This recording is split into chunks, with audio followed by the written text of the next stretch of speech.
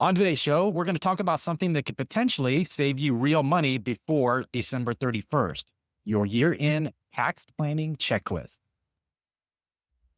Welcome to another episode of the Simply Retirement Podcast, where we want to empower and educate women to live your retirement on your terms. I'm your host, Eric Blake, practicing retirement planner with over 25 years of experience, founder of Blake Wealth Management, and I would not be the man I am today without the women in my life. And as this episode is going to be released, we should be somewhere towards the latter part of October. Getting into November, this is the time of year when we sit down with every client to review their year-end tax planning checklist. We do it now because we want to do it before the busyness of the holidays, family gatherings take over. So there's still time to take meaningful action before December 31st.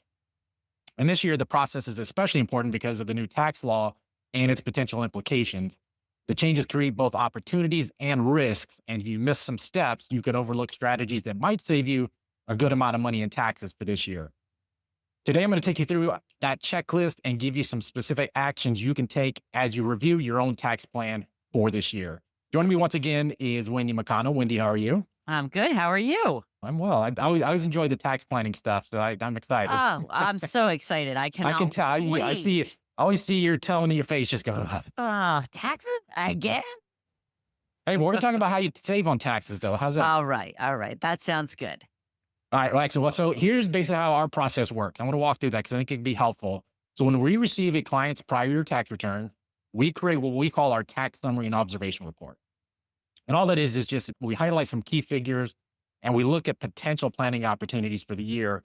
And from there, we'll then build a tax projection for the current year, looking at potential, again, planning opportunities. In many cases, we can create different scenarios based on what could happen for the year. So at least we have something to compare. And this typically happens around April or May. And of course, that is right after tax season, we start asking for tax returns. And of course, there's always a few stragglers here and there with filing extensions and whatever the case might be. But as soon as we get the tax return, we prepare that initial tax summary report. Then, and we've already started this process. This is where, again, we're at this time of year. This is where we start using our year-end checklist to decide what specific actions need to be taken or that we may recommend before the end of the year. Again, before things start getting crazy with holidays and everything else that goes on in our life. And today, you'll get to follow along with the same exact process we go through. And we'll walk through our year-end checklist. And as part of this episode, I'm actually going to share our end-of-year planning issues checklist you can actually use to go through that process on your own. Okay. Let's do it. And again, as always, just so I don't forget, for all the links and resources shared in this episode, you can visit the simplyretirementpodcast.com. And again, always don't forget, if you've got a question, topic idea, or a specific retirement challenge that you'd like to hear covered on an upcoming episode, you can go to the simplyretirementpodcast.com/ask Eric. All right. So as we go through this, basically, it's always when you talk about tax planning, we always got to talk to your tax advisor, talk to your financial advisor before you implement any strategies. Nothing we're going to talk about today is a specific recommendation, because also think about there's going to be a number of these that we go through that aren't necessarily going to apply to each listener. Mhm. And there's also going to be strategies that we don't cover that may apply to you specifically. So for example, we don't work with a lot of business owners. So there's a lot of opportunities for business owners that they need to be aware of. Again, you want to look at your specific situation and figure out what makes sense for you, because these are primarily going to apply. Many of our clients are women, 500,000 or more in retirement or investment assets, and they're using these dollars plus their Social Security to cover most of their income. And they're in those retirement years. So that's really where a lot of these are going to apply. And so when I go through these, I'm going to break these down to what I would call basically 6 primary areas. So we want to look at your income. We want to look at your contributions, maximizing your contributions, depending on whether you're still working or not. Managing distributions is number 3. We're going to talk about family gifting strategies that you want to be aware of. That's number 4. And the deductions, especially this year. Deductions is a big one. And then number 6 is kind of these big picture tax planning ideas, opportunities that you want to be aware of as well. All right. Let's get into it. All right, let's do it. So actually, number 1, it's pretty obvious, but what is my income? Where's my income going to come from this year? What are the sources of income? Am I going to have earned income? Is it Social Security? Is it investment income? Is it IRA distributions? So actually, that's where you're going to start. And what is the amount of income I'm going to have from these different sources? The other thing that I will point out is you want to also look at what is different this year. What's different? Where did you sell something? Did you sell an asset? Did you get an inheritance? Anything out of the ordinary that could change your tax picture. We had a client last year that she got this kind of gift, what was called a gift from a person that she helped in back in her business day before she retired, helped him get his business into the business she was with, and he ended up selling his business for a big chunk of money and wrote a check to her as a gift. Okay. And I said, okay, well, first thing you need to do, ask if you're going to get a 1099 for this gift. Are you going to get a Right. tax document? And yes, she ended up getting one, not thinking, okay, yeah, it's great to receive a sizable check like this, but it changes your tax situation. So you want to Mm, understand what's different this year than I might have experienced in the past. okay. So income's relatively straightforward. Then we get into maximizing contributions. So what account should I put money into and how much can I put into those, especially if I'm still working? So this year, for example, one of the, okay, are you going to be able to max out your retirement accounts, your 401ks or your 403bs? So this year, for example, just the basic contribution limit is 23,500. And you don't want to forget if you're over 50, which many of our audience members are going to be, you don't want to forget about those catch ups. So if you're over 50, you get an additional 7,500 Okay. that you can contribute. So a total of 31,000. Now here's one this year, 2025, this is when this starts. Based on Secure Act 2.0, there's an additional catch-up option if you're age 60, 61, 62, or 63. Whose idea was it to pick those specific years? I don't really know. But if you fall into that age category, you get an additional catch-up this year. Instead of just 7,500, you can actually go up to 11,250. So if you're in that position, you've got the resources, you got the cash flow, you get a little bit of an extra catch-up above just the basic catch-up option. Right. But you have to have the money to do that. Got to have the money. That's always a good thing. You don't take out credit card debt in order to max out your It's 401k, great that I right? can add all this extra money. If only. That's right. But you got to know it's there. In order to do it, you got to know it's available to you, Absolutely. right? Absolutely. Then we get into IRA and Roth IRA contribution. So this year it's $7,000 is the base and max, and then there's an $8,000 catch up or 8,000 total if you're over 50. We don't get these extra rules if it's just straight Right. over 50, $1,000 catch up. And you guys always remember that you've got until April 15th to make those contributions for your IRA or for your Roth. But again, planning now, making sure you either, if you don't have the resources now, but you think you will by April, again, planning ahead to make sure you're in a position to get that contribution made. And then, of course, deciding whether a deductible IRA contribution makes sense or does a Roth make sense based on your income and what your tax bracket's going to be for this All right. year. Right. And then non-deductible IRA contributions, again, this is typically for higher earners. It's a way to get Roth dollars building up, but working around those income limits. These are what are called backdoor contributions, where you make a non-deductible IRA contribution and then you convert those dollars to a Roth. So that's something you want to be aware of. Again, the deadline is still April 15th. Again, mostly for higher incomes, but know that it's available to you. All right. Two questions. One, you keep Sure. saying April 15th. Do you mean Mhm. April 15th because that's the deadline to file, or do you mean when you file? April 15th is the deadline to make the contribution. So Even April if you 15th is already the, had your taxes done? yes, yes. Okay. Now, what's So, different is for again, kind of pointing out, and I don't cover this in this checklist for self-employed people. Just one of those differences, like SEP IRA contributions. If you're self-employed and you can make what's called a SEP contribution, you get to include any extensions that you might have. So okay. with IRAs, it is April 15th, and that is it. You miss it, you miss it. Okay. And you were just mentioning a non-deductible. Right. Explain that to me, So please. if you're above, so with Roth IRAs, there's an income limit. If you make too much money, you're not eligible to make a Roth contribution. Okay. It's just a straight Roth contribution. But if you're in those higher income levels, you can do what's called anybody can make an IRA contribution. Doesn't matter, a traditional IRA contribution. Okay. Anybody can do that. Well, it doesn't matter how much money you make. What matters in terms of how much money you make is if you make below a certain amount, that deduction, that IRA contribution might be deductible, Oh, meaning it reduces your taxable income, okay. right? Gotcha.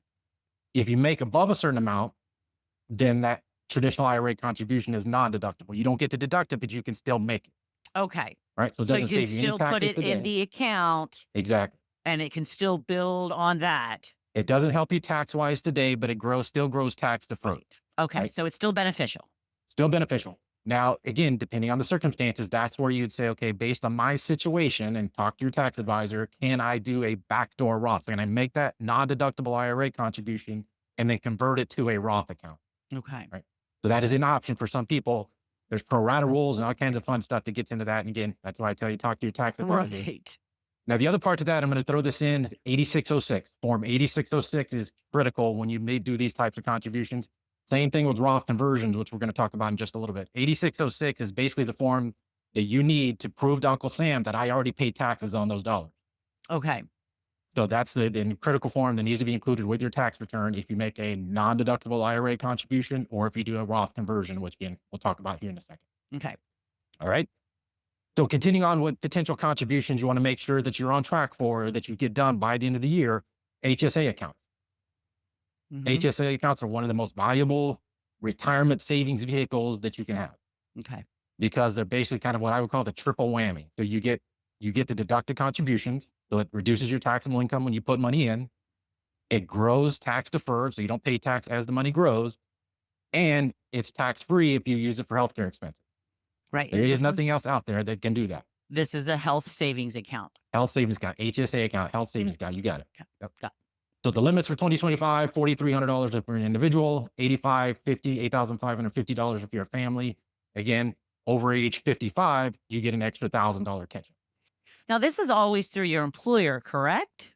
Not necessarily, no. So it's more based on the type of plan that you have. In many cases, because again, most are employed, Right. you have to have a certain plan, what's called a high deductible plan, in order to be eligible to make HSA contributions in conjunction with that health plan.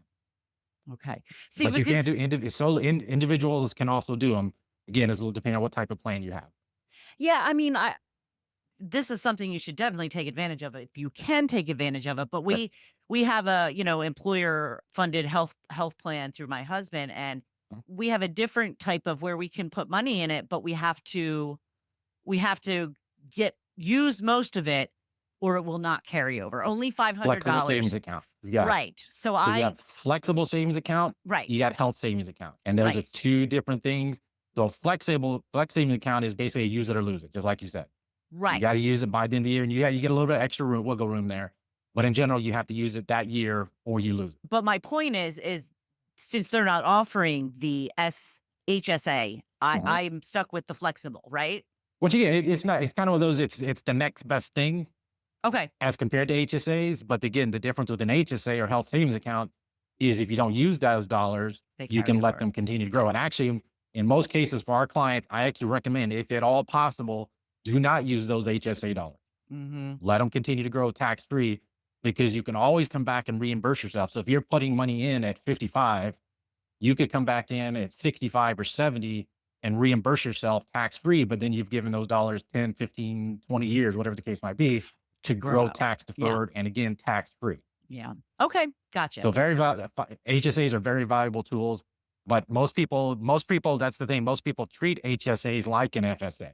They Okay. put the money in and they use it immediately. They don't use that compounding, that reinvestment option Right. that HSAs offer, Yeah. HSA accounts offer. I gotcha. Okay, last thing in terms of contributions, we have 529 accounts. So actually, these are primarily for education funding. Some states do provide a state tax deduction. So again, if you're in one of those states, here in Texas, we're not. We don't get a state. We don't have state income tax. So actually, there's no state tax deduction for that. But if you're in a state that does offer the tax deduction for your 529 accounts, again, you might want to take advantage of those, whether it's for a grandchild, child, whatever the case might be. Again, making sure you're making those contributions if appropriate. Okay. So that's really, again, as far as contributions, that's the checklist there. Then we get into distribution and making sure that we're managing these as well. So the first one I'm talking about is required minimum distribution, RMDs. So if you're 73 or older, there's an amount that Uncle Sam says, hey, you got to take out, right? You want to know what that is, and you want to make sure that you've done it by December 31st. Missing that deadline could be significant. So now the penalty's been reduced. It used to be 50%. So if you missed a required distribution, it was up to 50% of that missed amount. Now it's up to 25% with Secure Act 2.0. And if you get it resolved relatively quickly, it might be decreased all the way to 10%. But still, it's something you'd rather not deal with. Right. Exactly. So if you got required distributions, make sure that you get those taken care of by December 31st, which then leads us to something called a qualified charitable distribution or QCD, right? And technically, again, now RMD age is currently 73. It'll be 75 if you're born in 1960 or later. With QCDs, you can actually start utilizing as early as 70 and a half. And it has to be a pretty specific situation for that to make sense. But a qualified charitable distribution is basically allowing you to take money directly out of your IRA, send it to the charity of your choice, whatever that might be, and avoid paying taxes on those dollars. Okay. So just a quick example, let's say your required distribution for the year is $10,000. I could send $5,000 directly from my IRA account to the SPCA or to the American Heart Association, whatever it might be. So if my RMD is $10,000, I send half of that, 5,000 to that charity. I might only have to pay tax on $5,000 instead of the full 10,000, but it all satisfies the required amount. So the government just misses out on the taxes from that $5,000? Technically, yes, because Okay. again, it's going to the charity. So it's a Right. charitable contribution. So it's a really good way for people, many times when you're in your retirement years, you're not able to itemize. And again, we don't necessarily gift for tax purposes, but if there's one there to be had, then we want to take it. So you're making a charitable contribution. So that's where the money's going. Right. So it helps you avoid paying tax on those dollars. And because again, we'll talk about some of these, we've talked about some of these different tax implications because the standard deduction is so high these days, and it's actually increased this year because of the new tax law. Most people don't itemize, Right. right? So up until this year, and we'll talk more about this in the deductions, but up until this year, most people, if you're not itemized, you don't really get a tax benefit for your charitable contribution, right? Okay. Because you don't have enough itemized deductions to take advantage of it. Right. Well, this is a way, if you're above 70 and a half, you can still get that tax benefit for your charitable contribution. Again, we don't do it because of that. But again, if there's an opportunity to get a tax benefit for your giving, we don't necessarily start giving because of this, but if you are giving and you can take advantage of this opportunity, go for it. Okay. Now we actually use, and the big key I want to point out here is the money has to go directly from the IRA to the charity. Right. It can't come to you first. We actually, in our practice, we use checkbooks. So we actually have a checkbook that we issue to the client that is only for that purpose. So we use that checkbook. You write the check from the IRA, leaves the IRA, goes directly to the charity, and that's what avoids the taxes. Now, here's the other key to this. You have to have that money clear the IRA account by December 31st. So this is Right. not something you can do on December 30th and hope that it works because you've got documentation requirements that you gave the money to the charity so that you can, again, verify that it was done. Because one of the things that's confusing about this is custodians don't indicate on the 1099 form, the tax forms, that's where the money went. Oh, So okay. it's up to you to prove that money was used for this purpose, All right. right? Noted. All right, excellent. So now we get to Roth conversions.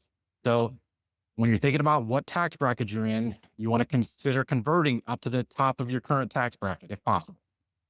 Especially if you think you're in a lower tax bracket this year than you might be at some point in the future. Now, what we typically do is when we're doing this checklist for clients, what we're looking for is what's the potential maximum conversion that they might consider this year.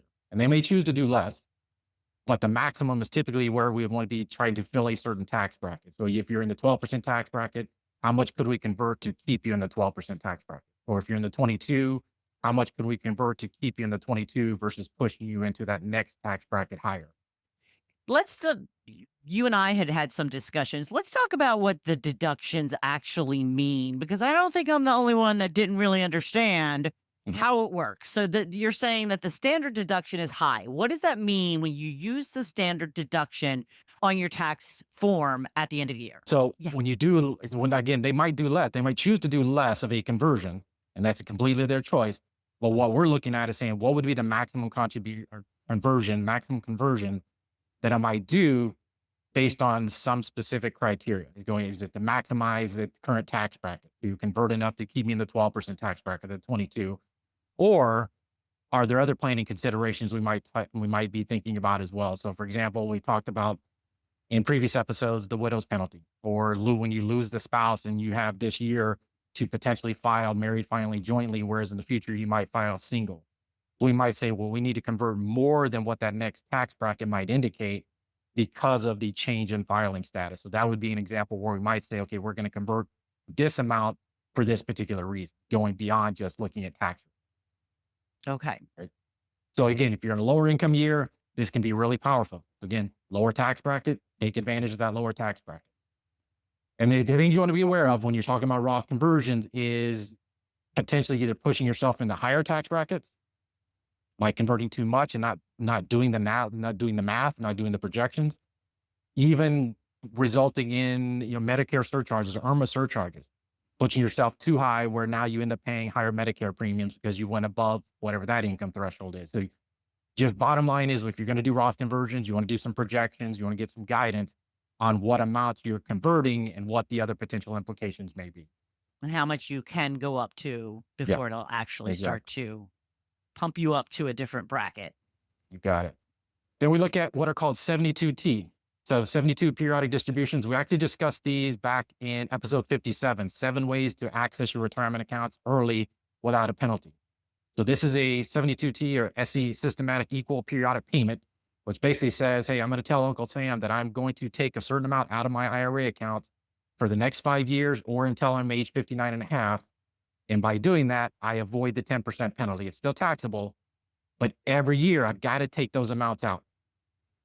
Okay. So a 72T basically is like a required distribution. I've got to take those amounts out for at least 5 years because once I start, I can't change it. I can't do anything different. Otherwise, you might end up getting hit with 10% penalties for all the previous years just because you missed a single year. So again, Oh. if you're under a 72T distribution arrangement, make sure you get those distributions taken care of.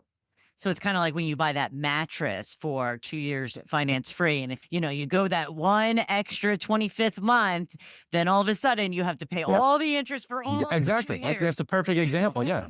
And because that's, again, the way basically what Uncle Sam allows you to do is say, okay, I'll let you avoid the 10% penalty, even though you're not 59 and a half, but here's what's required of you.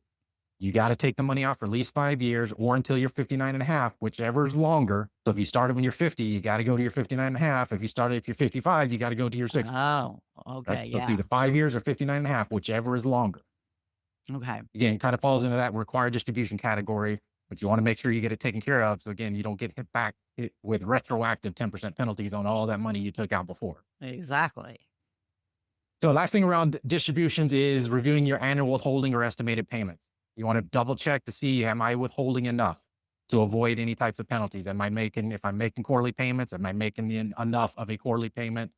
There's something what's called a safe harbor amount, which means even though you may not pay exactly what you owed, as long as you pay up to a certain amount, you can avoid interest and penalty charges. So am I on track to withhold that amount at least? Adjust if you've had unexpected income, you might need to adjust those tax payments. Well, again, whether it's quarterly or using IRA accounts. So that is, we talked about in episode 48 about how to pay tax. How do you actually pay taxes in retirement? Are you making estimated payments? Are you using your IRA distributions to account for that? You might say, I need to make an end of year IRA distribution, and you might send the whole thing to Uncle Sam. And that's, again, ways to help you avoid some of those penalties. But you got to know what you think you're going to owe for the year so you can try to align with that. Okay. All right. All right. So that gets us to family gifting strategies. I'll kind of run through this relatively quickly, but it's things like if you've got a highly appreciated asset, a stock, a mutual fund, you might consider, hey, dude, if I'm going to gift my kids money for Christmas or for Thanksgiving or whatever reason you might give it your birthday, maybe you consider gifting those highly appreciated shares to the child, assuming they're at a lower tax bracket than you are. You might have some flexibility there. Also, in terms of family gifting, this year in 2025, you can gift up to $19,000 per beneficiary with no gift tax limits. Okay. So meaning you can give any $19,000 to whoever you want to without having to file a gift tax return. Okay. Again, there's some other implications you want to be aware of, but this is a great for helping children or grandchildren and also reducing. If you happen to have a high estate value, this is one way you might be able to also reduce your estate size. Okay. Also, one of the things that many people don't know is maybe you have a grandchild or child that's in college and you can gift money, you can send money directly to the institution, pay for tuition costs, that doesn't count towards that $19,000 gift limit. Oh, okay. Right. So that's like a little bonus. Exactly. 529 contributions, we talked about making sure you make your contribution, but a couple other things you want to know is that they do count towards that $19,000 exclusion amount, right? Mm, So even though you're putting the money into 529, it counts as technically a gift. okay. But one of the advantages that 529s have and where this annual checklist comes in with this is that $19,000 per year is the gifting limit for 2025, but you could actually give 95,000 this year, and it's basically treated as a prepaid gift over the next 5 years. right? So you write a check for 95,000, goes into the 529. It's like a $19,000 gift for the next 5 years. So again, depending on your estate planning goals, your gifting goal, whatever it might be, something that is really interesting about 529s that most other vehicles don't allow. Okay. All right. Now deductions. So let's talk about deductions. Yes. Let's start with the basics. So you have standard deduction, you got itemized deduction. Okay. So itemized deductions are things like property tax, state income tax, medical expenses, Right. all those types of things that you would typically you can deduct if you have a high enough amount Right. as compared to the standard deduction. So this year, the standard deduction actually has been increased based on the new tax law. So it's 31,500 for married filing jointly. It's 15,750 for single file. So in order for itemized deductions to make sense, you'd have to have, we'll do married couples in this case. You'd have to have more than $31,500 in itemized deductions, total itemized deductions, in order for this to be a tax benefit to you. So what is the standard deduction? What does that mean? What do you do with it? So basically, when you think about what you, and I'm not gonna, nobody wants to visualize their tax return, but you kind of think about how it's laid out. You've got your gross income Mm-hmm. at the top. That's where you start. So what's my total income? Then I've got what we call above the line deduction. So maybe an IRA contribution would be probably the best example, right? Okay. So that's an above the line deduction. So it reduces my gross income by some amount. Right? Okay. So once you've gotten through your gross income, your above the line deductions, that gets you to adjusted gross income. Now, once we know adjusted gross income, that determines a lot of things like, am I eligible? We talked about the Roth contributions. Adjusted gross income was what determines, can I make a Roth contribution? Right. Will I be above the IRMA thresholds and end up having to pay Medicare? That's why adjusted gross income is so important. So now we have adjusted gross income. And let's do just some kind of basic math. So let's start with, say we got $100,000 in total income for a couple. Okay. I made one had enough income to make an $8,000 contribution for one of the other spouses. So I got $800,000 gross, make an $8,000 IRA contribution. Now my adjusted gross income is 92. Right. Now we get to what are called below the line deductions. That's where the standard deduction falls. So using $92,000 and the standard deduction amount of 31,500, and this math won't be exactly right. So Right. $92,000 less 31,500 gets me to my taxable income. Which is like 50 something. Right. Right. Okay. And that's what you're paying. That's what determines what tax Your bracket tax you are bracket in. and how much tax you're ultimately going to pay. Exactly. Okay. So now we look at itemized deductions. If I've got enough itemized deductions to exceed the standard deduction, so again, let's think about state income taxes, state property taxes, mortgage interest, charitable contributions. Those are all going to be the typical ones we're thinking about here. If that exceeds the 31,500 standard deduction, so let's say it's 35,000, now I get to deduct the 35,000 instead of just the 31,500, reduces my taxable income. Okay. That makes sense?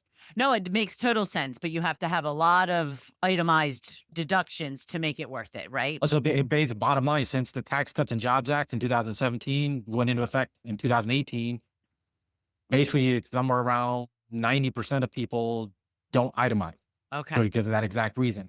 Now we'll touch on just really quickly some of the new tax law changes. Part of the reason why many people couldn't deduct or couldn't itemize their deductions is because there was what's called a SALT cap. So state and local tax, so property taxes and income taxes, up until this year was capped at 10,000. Now it's 40,000.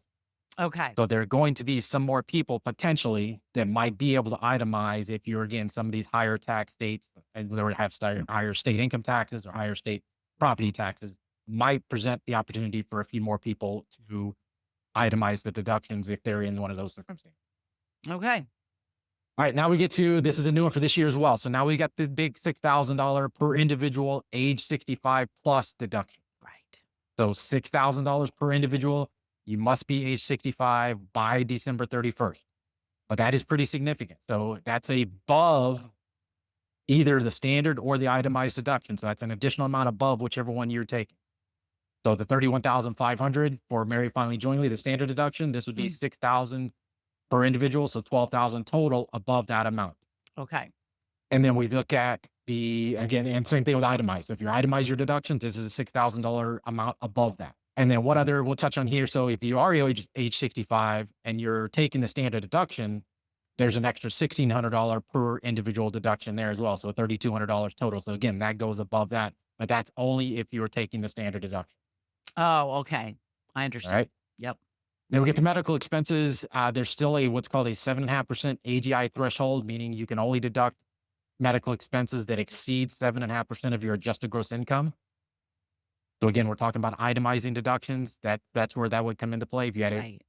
big surgery, you had something like that that you had, or if you've got you're towards the end of the year and you maybe got an extra surgery you got to pay for, or some big medical procedure you got to pay for, you might say, well, do I consolidate? I try to consolidate and then write the check for that this year to get those medical expenses in this year where I might not be able to benefit from it next year. Yeah. All right. All right. So charitable deductions, this is one change. So again, typically charitable deductions, you get to itemize. That would be part of your itemized deductions. One change this year is that there's now a 0.5% AGI floor, just like with the medical expenses. So it's a much smaller hurdle to jump, but your contributions have to exceed 0.5% of your adjusted gross income in order to be able to deduct it. This is where, again, some of these gifting strategies we talked about earlier may come into play. What you want to make sure you're keeping up with, don't any clothes items, household items, appreciated stock, anything that you're gifting, keep up with the amounts so that you can make sure you know whether or not this is going to be of benefit or not. And then also, if you're again higher income levels, there's something called a donor advised fund, which is basically saying I'm going to write a check this year. I'm going to be in a higher income tax bracket. I'm going to write a big check. Maybe it's $20,000, $50,000. I get to deduct that, but then it goes into a fund, which I can then distribute over the next 5 years to whichever charities I choose.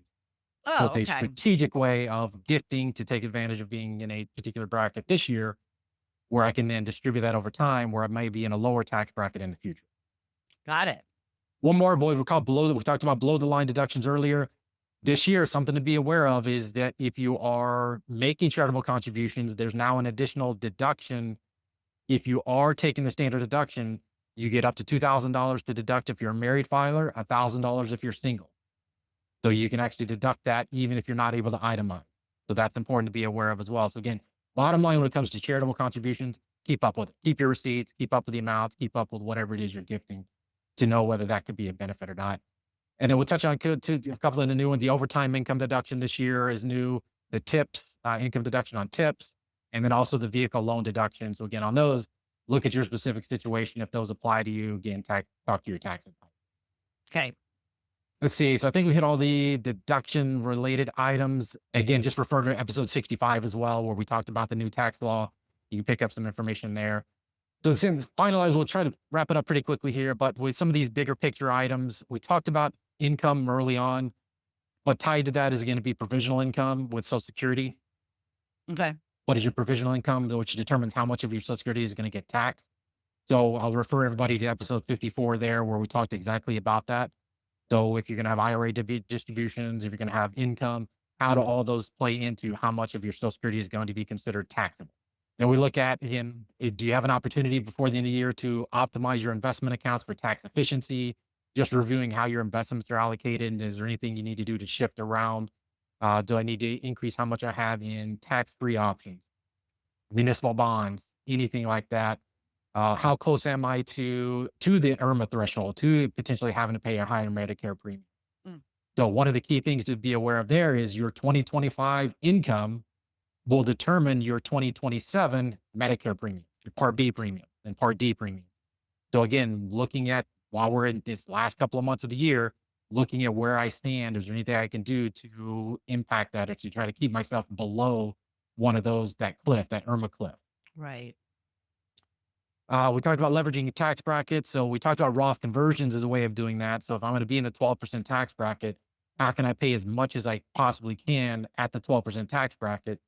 This year, Roth conversions are one way to do that, but it might just be, hey, maybe I just take more out of my IRA to get myself there as well. Again, depends on your specific situation as to what might make sense. But that is another way to take advantage of the tax brackets, Roth conversions, or just simply increasing how much I take out of my IRA if I'm going to need that money. The difference in terms of Roth conversion might be I want that money down the road. Taking more out of your IRA this year just for expenses might be, hey, I'm going to need that money pretty quickly, so I don't necessarily want to convert it into my Roth. I want to use it, next year, whatever it might be. Okay. Harvesting capital gains and losses. So again, if you're going to be in a low tax bracket, many people, their tax bracket may be lower this year because of the new age 65 plus deduction. So if you're in your retirement years, does it give me opportunity to sell an asset that's highly appreciated? And maybe if I'm in the 0% long-term capital gain bracket, maybe I choose to sell that this year in order to take advantage of that. Sounds good. You also have losses. If you got something that's got a loss that's down in value, maybe I sell that to you can take up to $3,000 in excess losses and help offset your ordinary income as well. So you need to look at, do I have anything I could sell this year at a loss to help reduce my taxable income? Okay.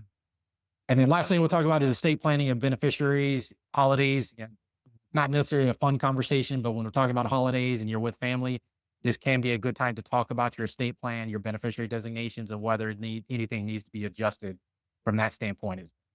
hmm All right. Any other thoughts, questions, clarifications? I think we hit all the important items. I think we sure did.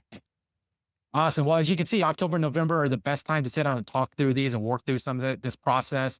Again, don't forget, you can download the free end of year planning issues checklist that we're going to include in the episode summary. You can go to the simplyretirementpodcast.com or the episode summary on your favorite podcast platform, where you can look at things like maximizing contributions, managing distributions, your charitable giving, all these different variables that we talked about today. But if you're also looking to delegate these steps to a trusted advisor or looking for a personalized retirement plan to help you make some of these smart decisions around income, investments, and taxes, you can visit getmysimplyretirementroadmap.com to learn more about our Simply Retirement Roadmap process. As always, thank you for tuning in. Big thanks to Wendy, as usual, for joining me on this episode. That is it for today's episode. As a reminder, for all the links and resources, again, visit the simplyretirementpodcast.com. Don't forget to like, follow, and share the show. Until next time, please remember, retirement is not the end of the road. It's the start of a new good. That's it for today's episode of the Simply Retirement Podcast. We hope you found our insights and advice helpful in planning for a fulfilling retirement. Don't forget to take action on what you've learned today. Visit our website at blakewealthmanagement.com to learn more about our firm and review our Simply Retirement Roadmap process to get you on the right path to the retirement you deserve. And don't forget to click the follow button to be notified when new episodes become available. Thank you for joining us on this journey, and we look forward to helping you achieve your retirement goals. Remember, retirement is not the end of the road. It is the start of a new journey. So embrace it and make the most of it. Until next time, take care. Content here is for illustrative purposes and general information only. It is not legal, tax, or individualized financial advice, nor is it a recommendation to buy, sell, or hold any specific security, or engage in any specific trading strategy. Results will vary. Past performance is no indication of future results or success. Market conditions change continuously. This commentary reflects the personal opinions, viewpoints, and analyses of Blake Wealth Management. It does not necessarily represent those of RFG Advisory, their clients, or their employees. This commentary should not be regarded as a description of advisory services provided by Blake Wealth Management, or RFG Advisory, or performance returns of any client.